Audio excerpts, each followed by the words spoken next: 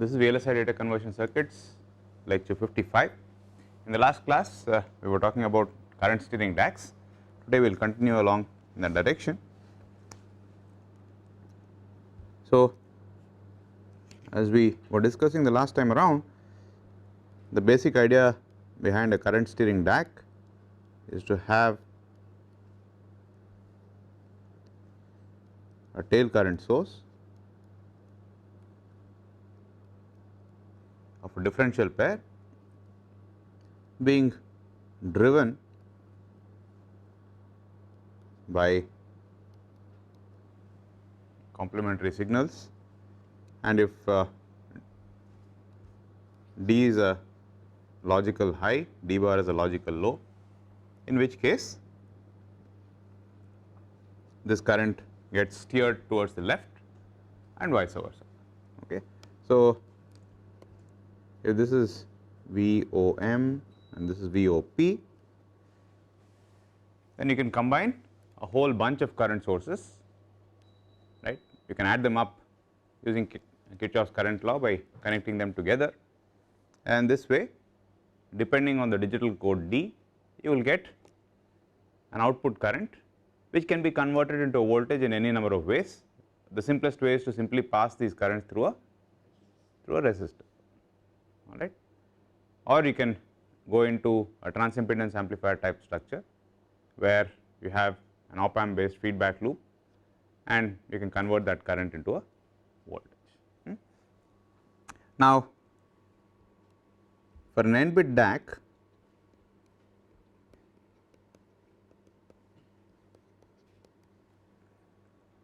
you have a 2 to the n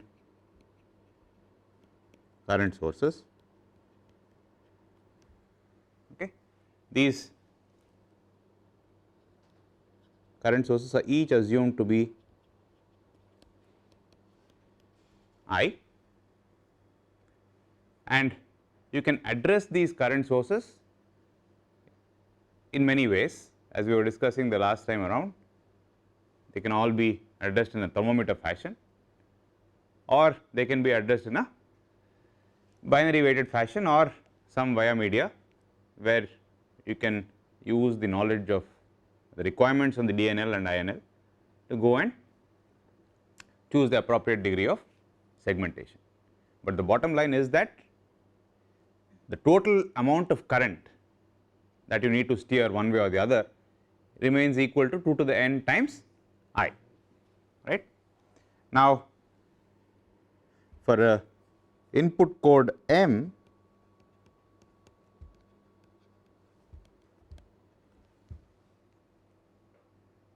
whichever way you decode the digital data and supply them to these current steering cells, there will be M current sources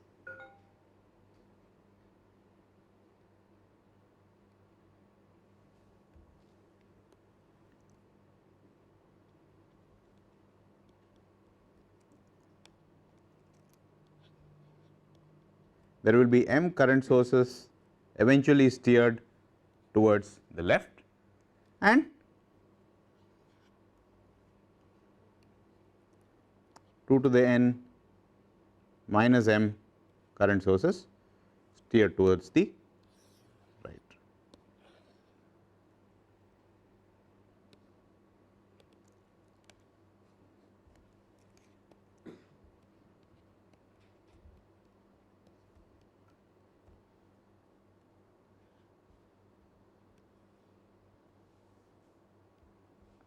Okay.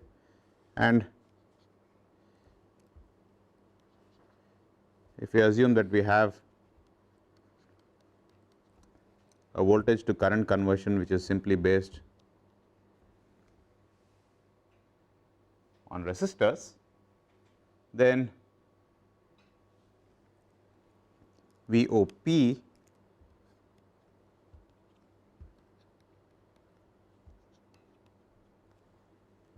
will be VDD minus 2 to the n minus m times I, VOM is VDD minus m times I. So, VOP minus VOM will be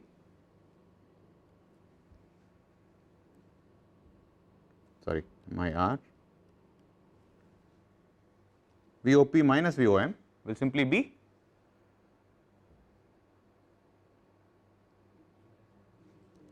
MIR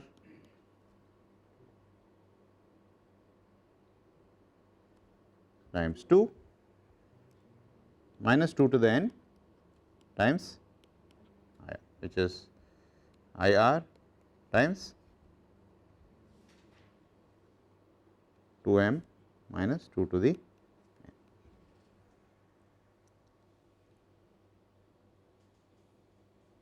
Okay.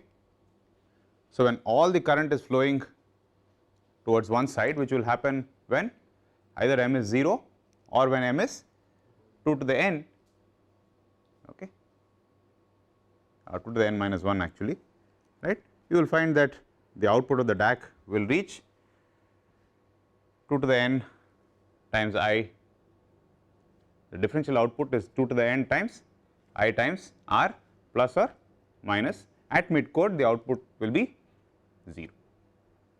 Okay. Now, unfortunately, each of these current sources will have a finite output impedance, and therefore, what happens is that this current source is not ideal. Please recall that as we were discussing the last time around, these current sources are actually implemented using MOS transistors, and an example of a good current source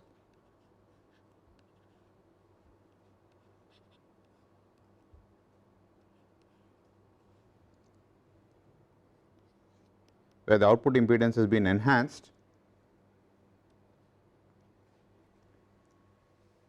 is to use some kind of cascode. Okay. This is not a particularly good choice of biasing the cascode voltage, but I hope you get the idea. In your other classes, I am sure you have seen better ways of biasing the cascode where you do not waste so much headroom, right. I am assuming that you know all that stuff. In any case, whatever you do, finally the output impedance of the current source will not be infinite. You can only make it larger and larger and larger, right. And on top of this, you also have in effect another cascode, because when the current source is fully switched to one direction, the switching transistors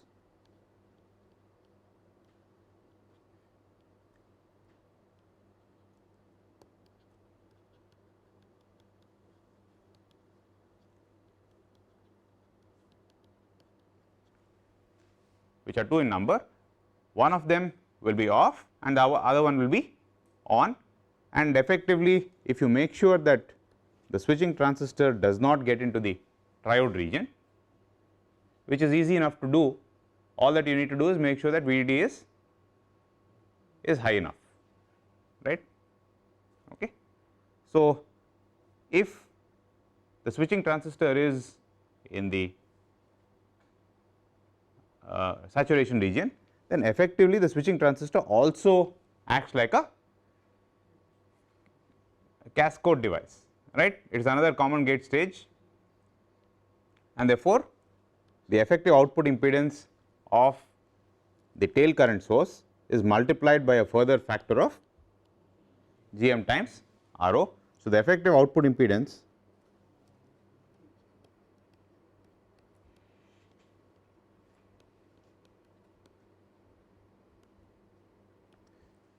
is of the order of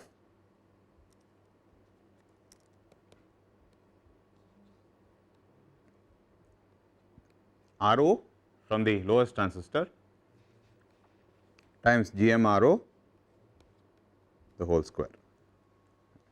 Okay. Of course, the ROs of all the 3 transistors will not be the same, but this is intended to give you an idea of the order of magnitude of the output resistance. Is this clear? So, in other words, what we have is not really this scenario where we have an ideal current source and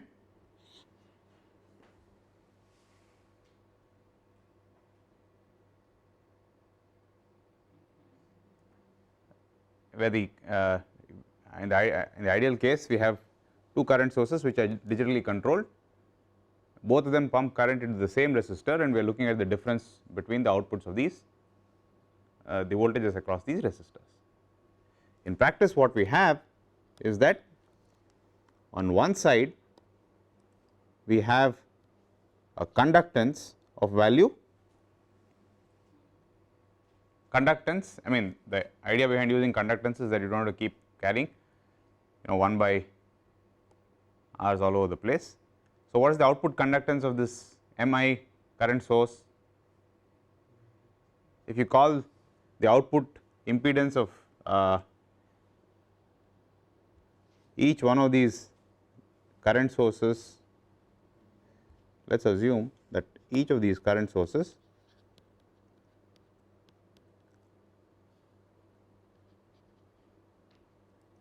has an output conductance G, right. This G is of the form 1 by some GM RO square times RO in this particular example. Okay. So, if you have m current sources coming together, the output conductance will be m times G, and you have 2 to the n minus m current sources coming together, you will have 2 to the n minus m times G.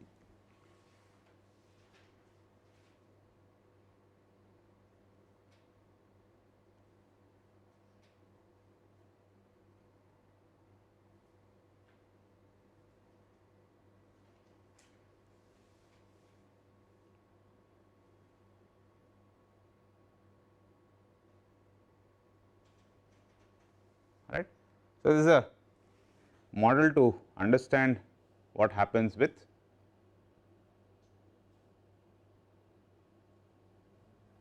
finite output impedance. So, what is, I mean before we get into the details, what do you think this does?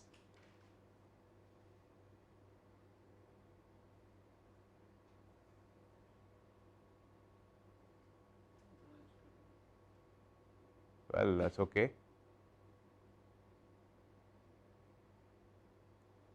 Can you guess what this will do to the output characteristic of the DAC? Is it a linear effect or is it a nonlinear effect? Why is this a nonlinear effect?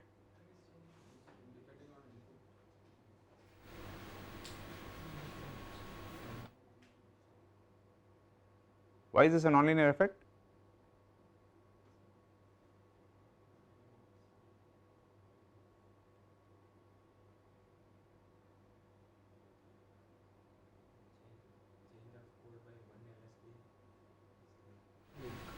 The error in the mth code is dependent on that. Yeah. So, as you can see, the differential voltage depends on the differential current, okay, which is a linear function of m. Finally, you want the output voltage to be a linear function of m, that is what a linear DAC will do, correct. So, as far as the Norton equivalent or the short circuit current is concerned, that seems to be quite linear with the digital code m. The problem is that the effective load resistance is also code dependent. So, when you multiply this current with the output resistance which is code dependent, the characteristic becomes nonlinear, all right. So, the output voltage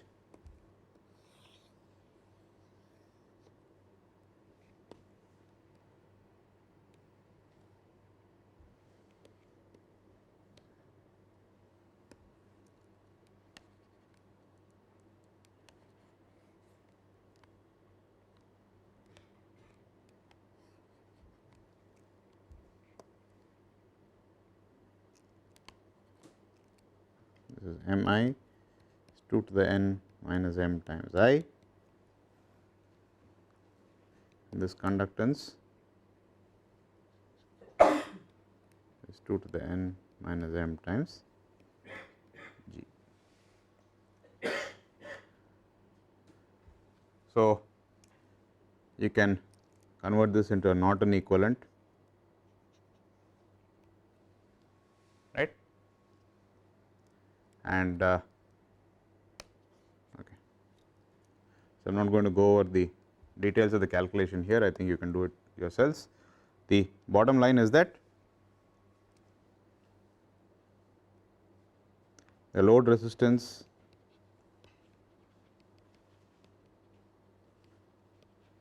depends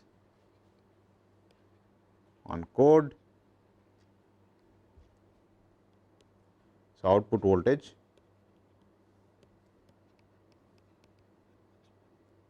VOP minus VOM is non-linearly dependent on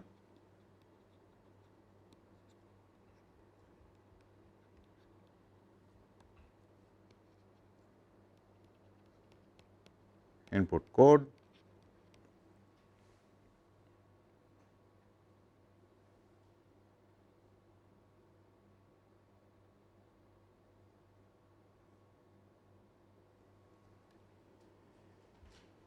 which means this causes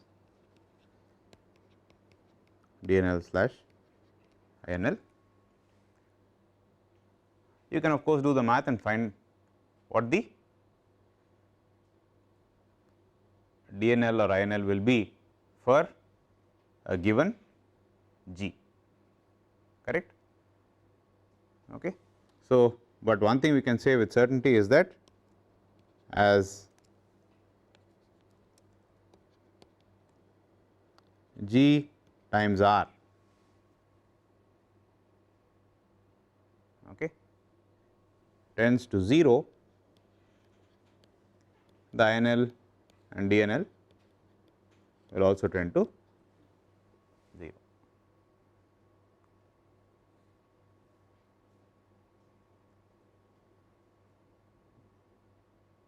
Okay. Why G times R? Why not simply G?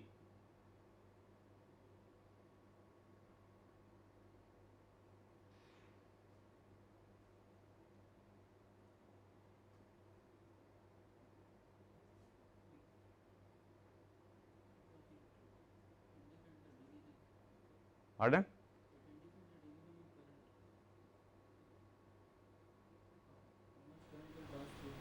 Okay. So, finally, you are only interested in how much of this current passes through these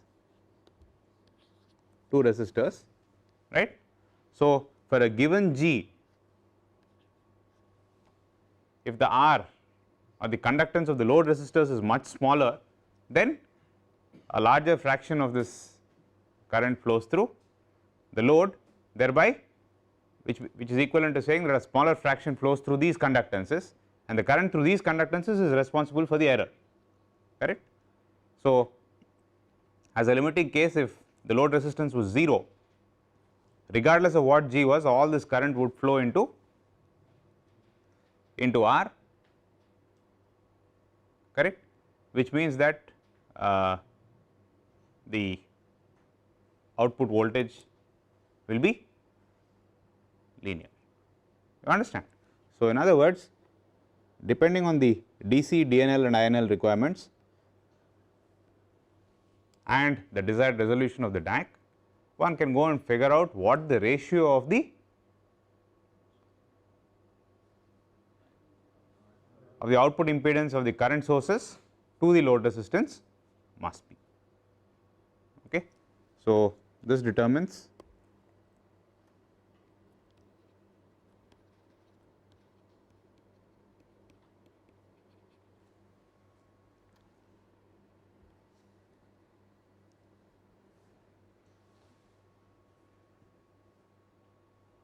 all right.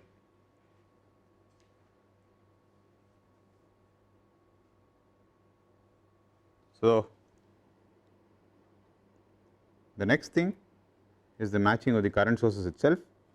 As we saw the last time around,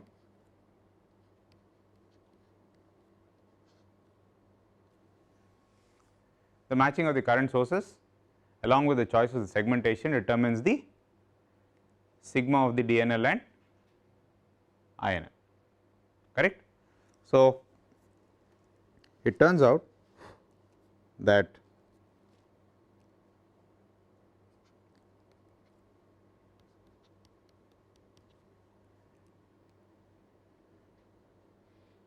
the Vt of the transistor is a random variable, and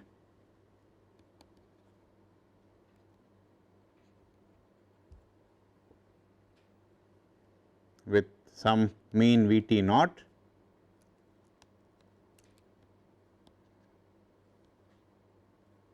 and a delta Vt which is assumed to be Gaussian with a sigma delta Vt of which is of the form A Vt divided by square root of W times L, okay. And assuming that the transistor current I d is written as half mu n C ox W by L times V G S minus V t the whole square. The fact that this this V t is varying randomly around a mean means that the current I d will change in a random fashion, and unfortunately it also turns out that this so called mu n C ox W by L, this beta factor, is also a random variable, okay. So, there is also this is often called the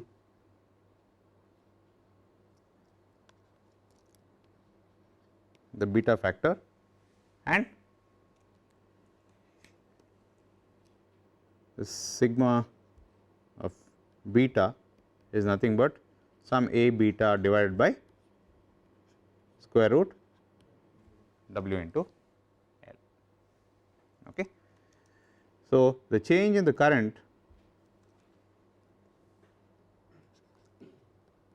due to a change in beta and due to a change in V t is given by dou I d by dou beta times delta beta plus dou I d by dou V t times delta V t, okay. And this is nothing but half into V G S minus V t the whole square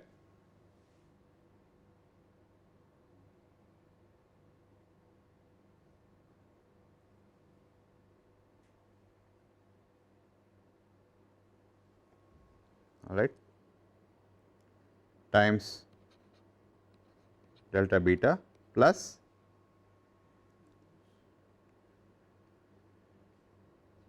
dou I d by dou V t is nothing but by definition is the same as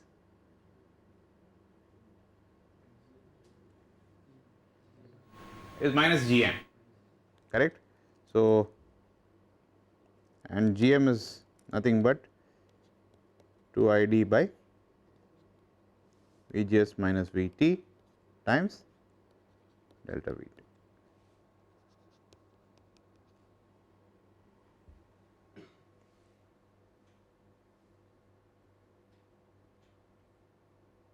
Okay.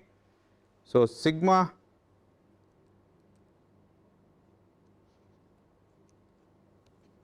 of delta I d or sigma square of delta I d is nothing but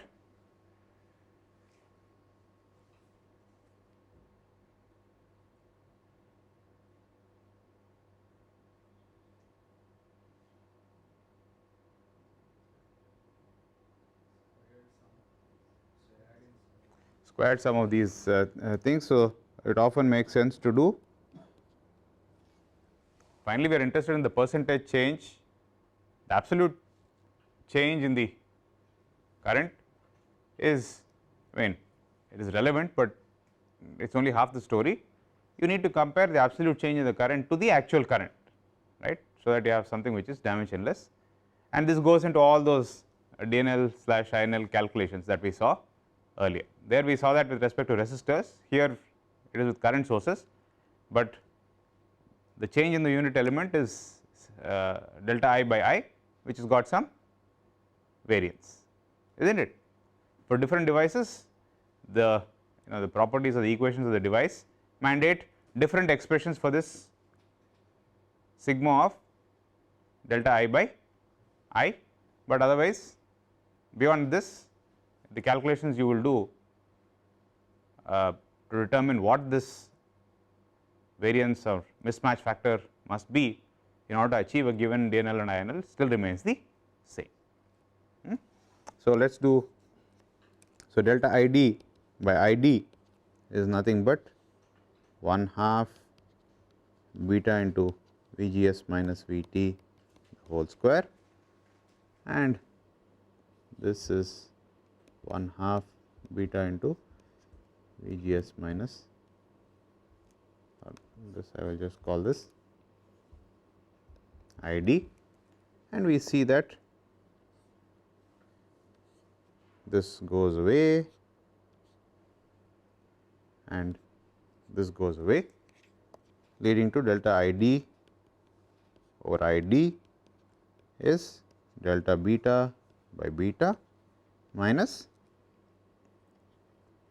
2 delta Vt by Vgs minus Vt the whole square. I am sorry, Vgs minus Vt. Okay. And this makes intuitive sense, all right. Why do you think this expression makes intuitive sense?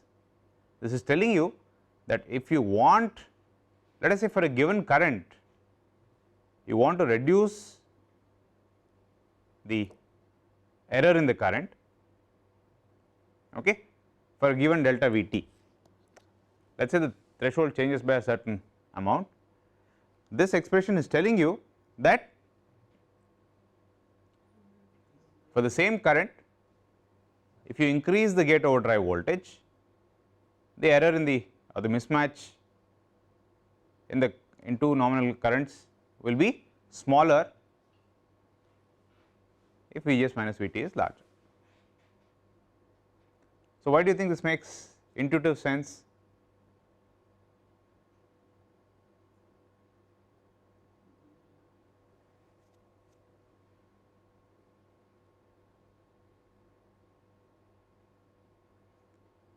Now, what I am saying is, yeah, it's all fine that this comes out of the math, right, but the question is, why does this make intuitive sense, or does it make any sense at all? Yeah, that's correct, that's what comes out of the math, that's correct. If current is more, marginal current can be VGS minus VT is more, current will be more. No, we are interested in for the same current, right. It makes sense if you want to have the same unit current, only then you can compare things reasonably. Delta Vt of course is acts like an incremental VGS, that is correct. So, what? Same current ID is equal to VGS minus VT into W over. So, if VGS minus VT is smaller, I need a larger W by L. So, which means the ID is more.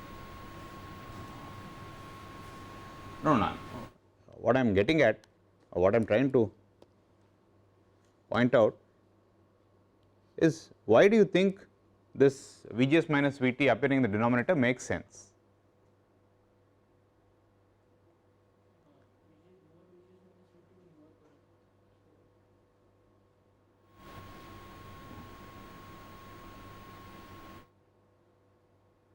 Okay, let me, so let us say you have two transistors,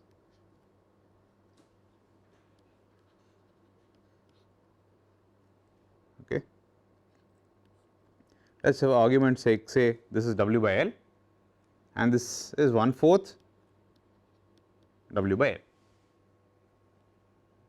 right. Both of them are biased so as to have the same current. So, what must this voltage be?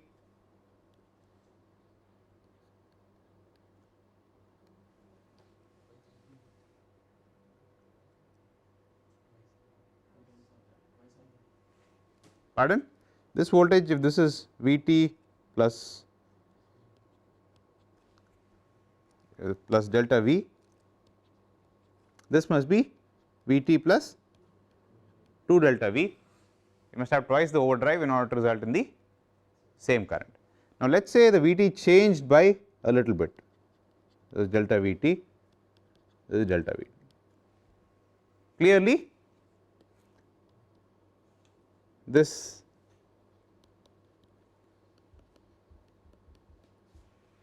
drain currents in both the transistors will change.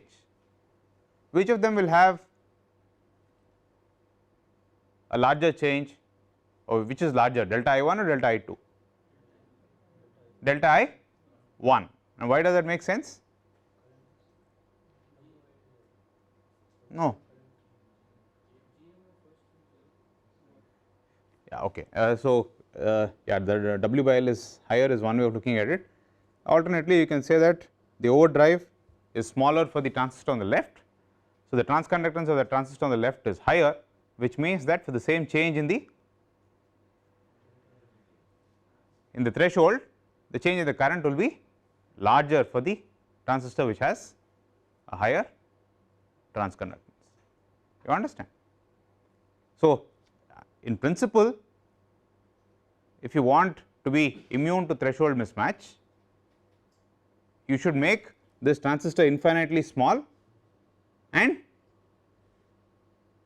have an infinitely large VGS minus VT, right, in which case a small change in the threshold will mean no real change in the current.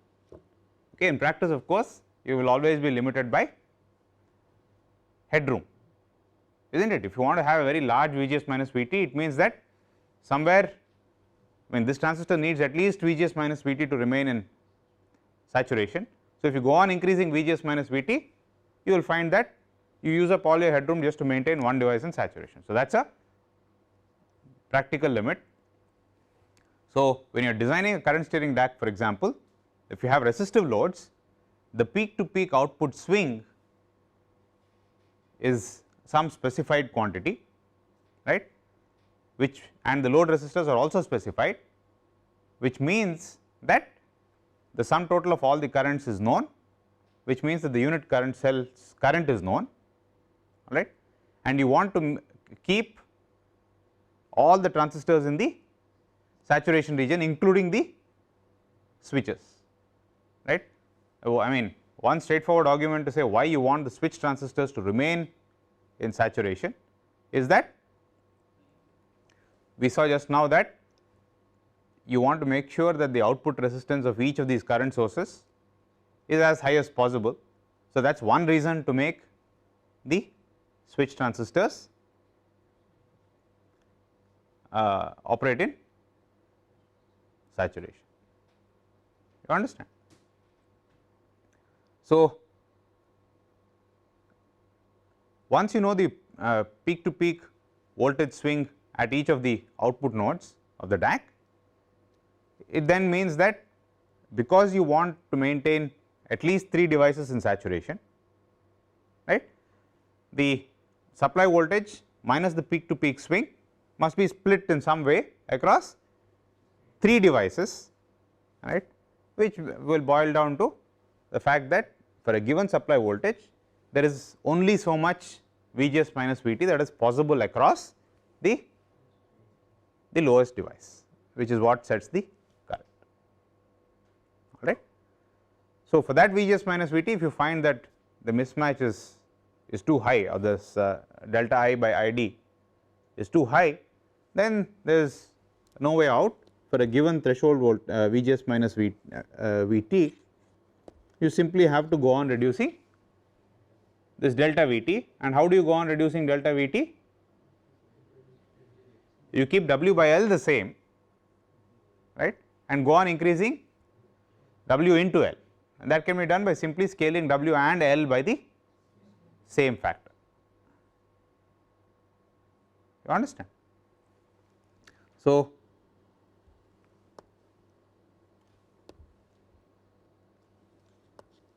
the sigma delta ID by ID is, sigma square is given by sigma square of delta beta by beta plus 4 by VGS minus Vt the whole square times sigma square of delta beta.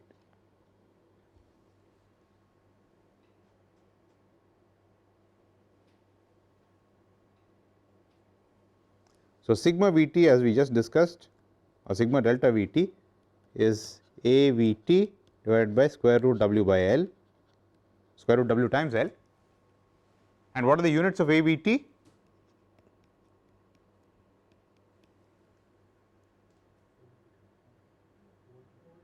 I mean voltmeter, often quoted in millivolt micron.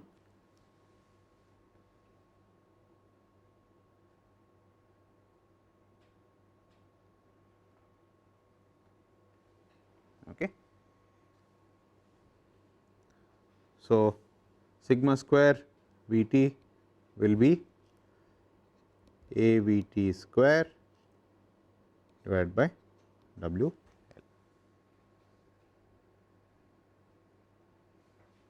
Okay. So, this will be A Vt square times W into L,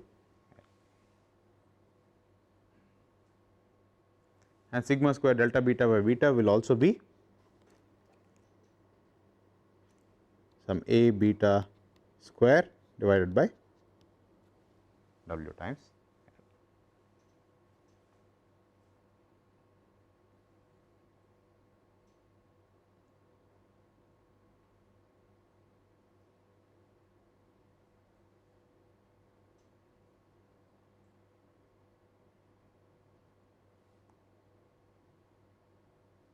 Does it make sense?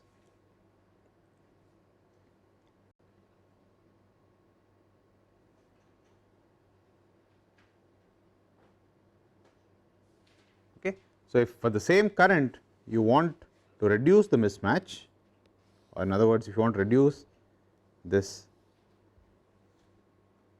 delta sigma delta ID by ID, the only way you can do it is to keep W by L the same and keep increasing W times L.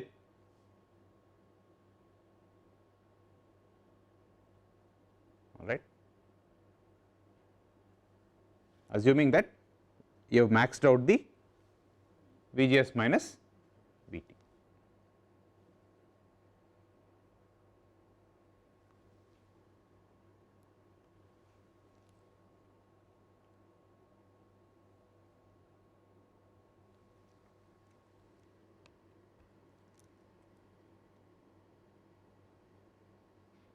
Does it make sense?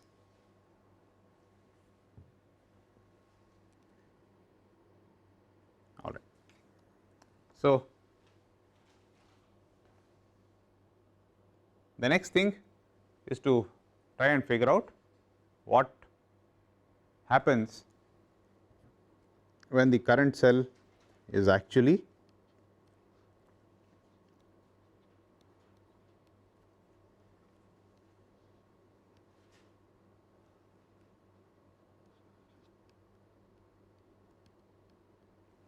switching. In other words, assuming this current is I1 and this current is I2 and this tail node is denoted as Vx, the voltage here is probably doing something like this, while V left I will call it and V right, okay, and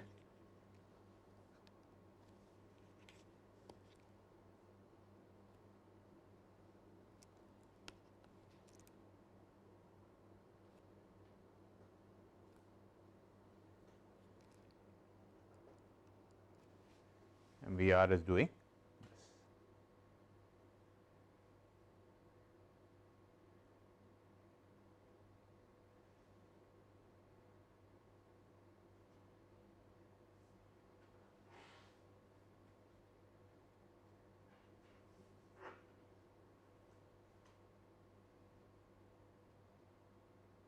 this. So, can we comment on what happens to Vx?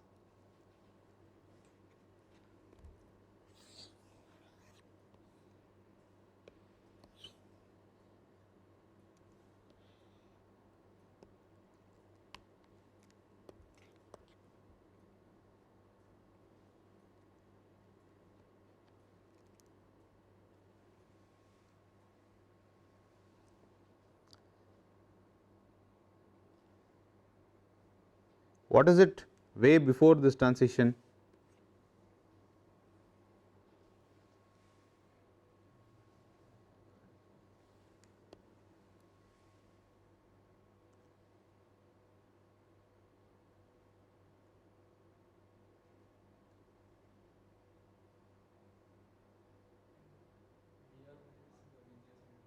No, yeah, sorry, yeah.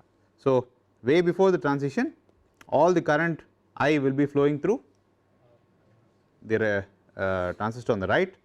So, the voltage will be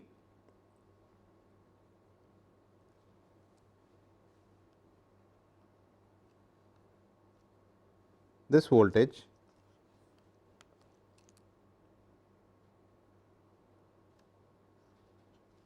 will be VR, that difference will be Vt plus square root of 2I by mu n Cox W by L. Okay. If I now call this delta V,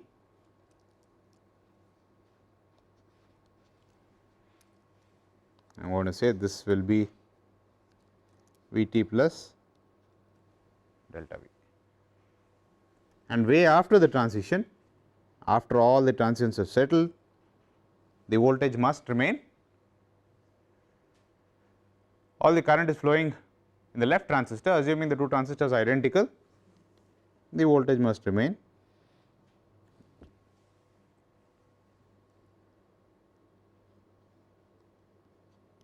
Vt plus delta V. So, the question now is what happens in the middle? What do you think will happen when we are at this point where the two drive waveforms cross each other?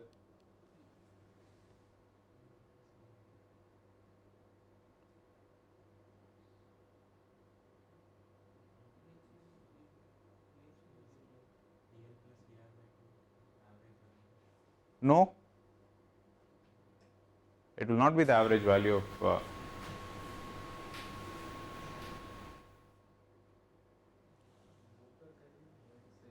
both of them are carrying the same current. So, the difference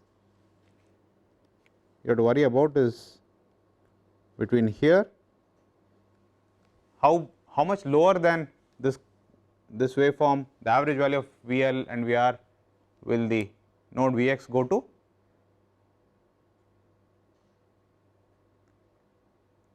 When both the transistors are carrying current, what happens to their overdrives?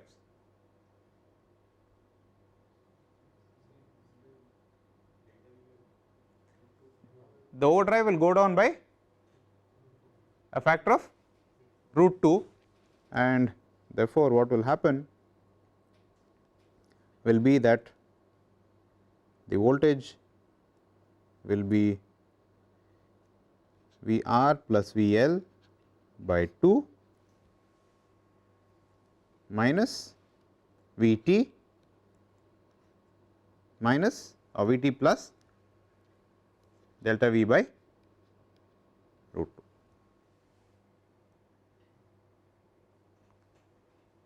Does it make sense?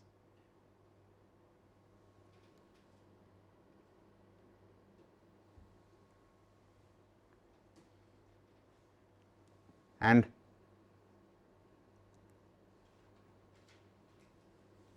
so, the Vx waveform, if I exaggerate, draw this in a very exaggerated fashion like this,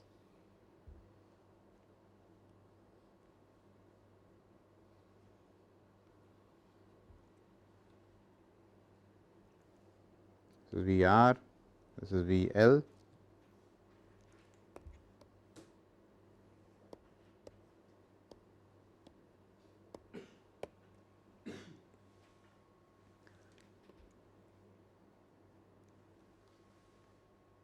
okay. What must be the what will be the difference between Vr and Vl?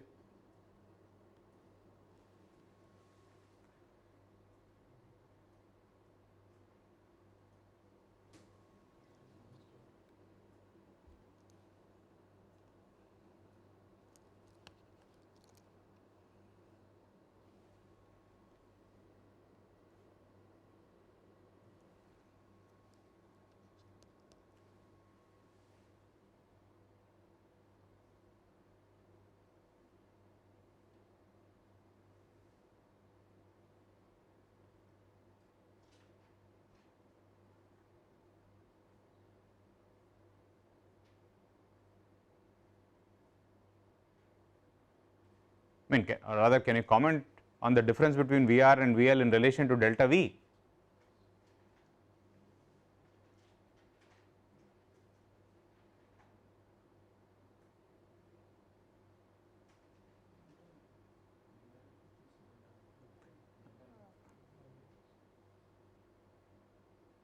What is the idea behind having Vr and a large difference between Vr and Vl? You want to make sure that the current completely switches to one side, which means that the difference between Vr and Vl must be at least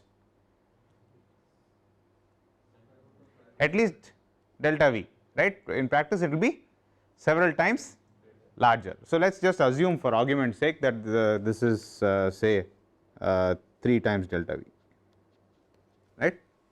Definitely a safe value to choose, given that this will completely switch the current from one side to the other. There is nothing holy about 3, I just chose it.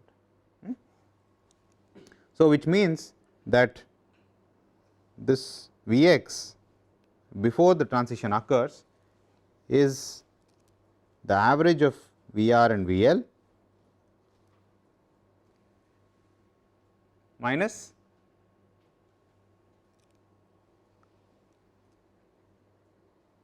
so this difference will be Vt plus delta V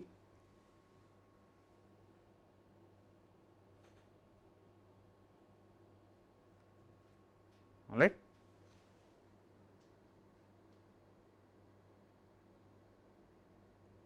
And this absolute voltage is Vr plus Vl by 2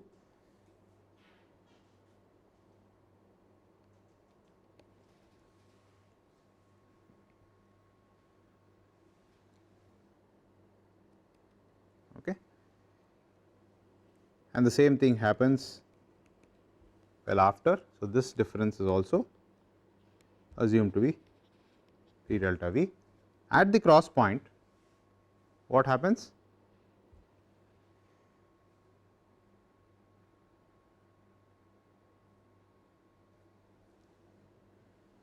The difference will be, or Vx will be Vt plus delta V by root 2 from this voltage. So, do you think it will be lower than this or higher?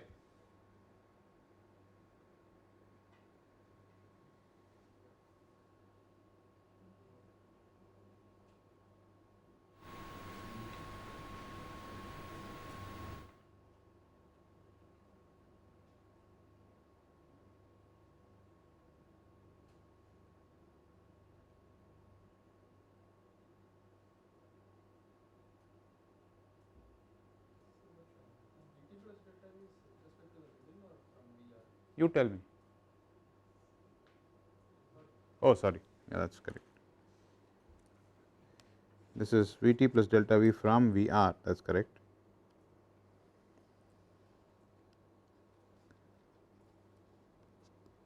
Thank you. all right. Okay. So, from the average, how much lower than the average is this? Let us call this V average.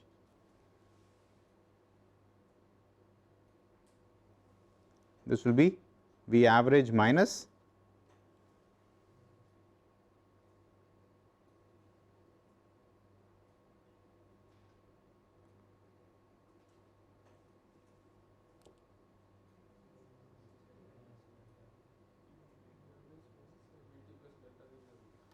V r is nothing but V average plus 1.5 delta V, and this will be minus V t plus delta V. So, this is V average minus V t plus half delta V. Does this make sense?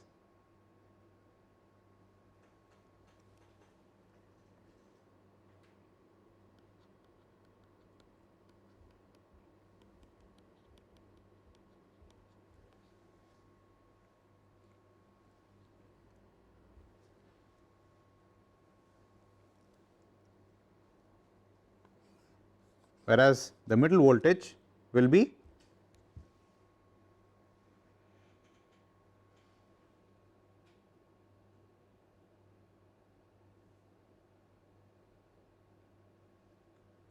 what will be the voltage V x at the cross point of the two waveforms?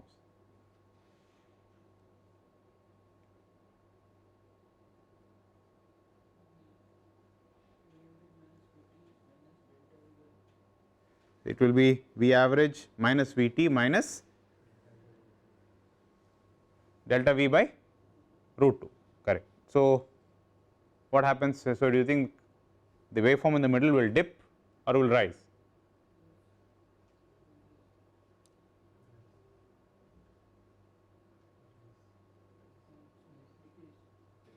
This voltage will be V average at cross point.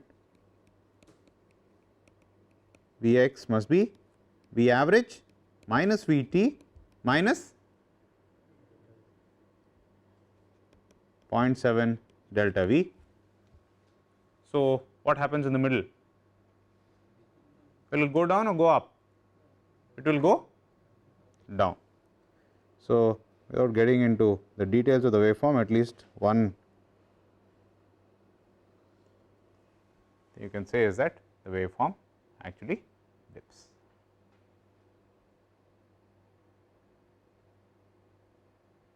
You understand? All right. So, in the next class we will see what happens. So, please bear this in mind that during the transition, assuming perfectly symmetric waveforms, okay, so that the cross point occurs exactly at the average of V r and V L, the voltage at V x actually undergoes a dip like this. This is assuming that everything, I mean all this calculation was done assuming that everything is within quote static. It is as if V L and V r are moving so slowly that the currents through all, I mean in practice there will be currents at this, there will be additional current in apart from I due to